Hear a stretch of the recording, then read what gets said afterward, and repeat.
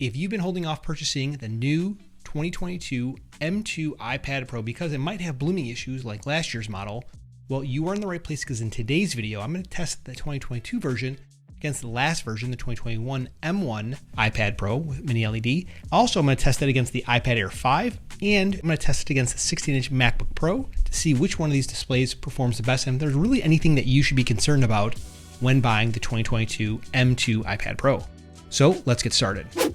What is going on, everybody? It is Mike. Welcome back to the channel. I'm glad that you're with me today because we are testing the M2 iPad Pro. Now, today's test is going to be blooming. The big concern is for a lot of people, you're buying a $1,000 plus tablet and it's going to display blooming. Now, if you're unfamiliar with what blooming is, it's a display artifact when you have maybe some of the objects have a little bit of a halo effect around them. And this is common with mini LED panels or panels that have full array local dimming, but we'll see whether or not the 2022 iPad Pro with 12.9-inch mini LED display will exhibit the same issues. Now, we're going to test it against 3 different devices. First thing, we're going to get a baseline and we're going to test it against the 16-inch MacBook Pro with a mini LED panel. It's actually, I think it's probably the same panel, just in a different size. Arguably, the 16-inch and the 14-inch MacBook Pro have really good displays. Everyone talks about them very highly. I can confirm the display is actually very great. So first, let's get started with the 16-inch MacBook Pro and the 2022 iPad Pro. After being in the room and rewatching the video, you could see it for yourself that these displays look almost identical. The color, the representation, the black levels, they look very similar. And again, I think that they're probably the same exact display, just in a different size. The displays themselves are getting good black levels. You can see that there's no fraying around, or very little fraying around the image itself, and there's no blooming around these images. Now, I'd say that for the most part, all the images look really clear and crisp. This blue one here on the screen right now, it doesn't look that good in person, but let's go to the white level test.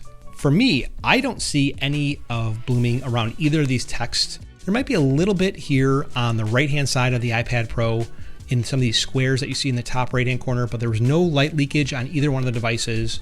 Now, overall, I think each of these displays perform very well, but I want to know what you think. Let me know which one of them you think either perform better or worse down in the comments below. Now, next, we're going to see the iPad Air 5 against the 2022 iPad Pro with mini LED.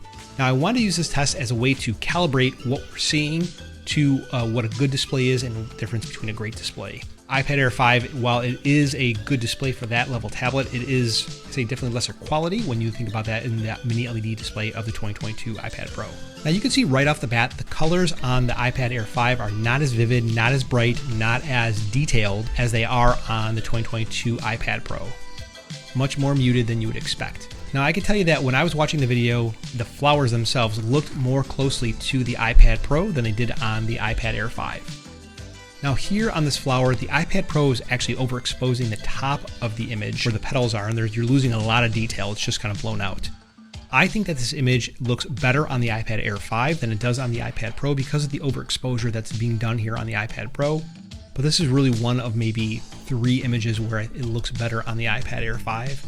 The color on the iPad Air 5, or the brightness on the iPad Air 5, is definitely as much to be, I think, desired. Now we're moving on to the blooming test for the iPad Air 5 and the iPad Pro. I'd say that on the iPad Air, the image is very dull, and you definitely are not seeing any type of blooming effect because the image is that dull. Now, depending on what type of environment you're watching this in, you should be able to see how that the entire display of the iPad Air 5 is being illuminated in order to show you the text that's being shown on the display, where the mini LED panel is not doing that. And I say that it's better represented on the mini LED panel, of course, but the iPad Air 5, it's a little dull looking. It doesn't necessarily look black. It looks a little bit gray, and the text is not exactly crisp in my opinion. Okay, so let's move on to the 2021 iPad Pro against the 2022 version iPad Pro. Now, as much as I would hate to admit this, there does not seem to be that much change in the panel from the 2021 version to 2022 like I was hoping for, at least from a visual perspective. These panels appear to be producing the same images at the same contrast and the same brightness, and there's not much change in there.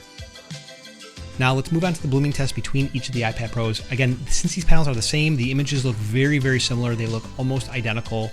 And for me, I can't see any artifacts for blooming, and I wasn't able to see any while I was watching it live. So it's not like the camera's representing something that was maybe not, or that was visual when you're watching in person.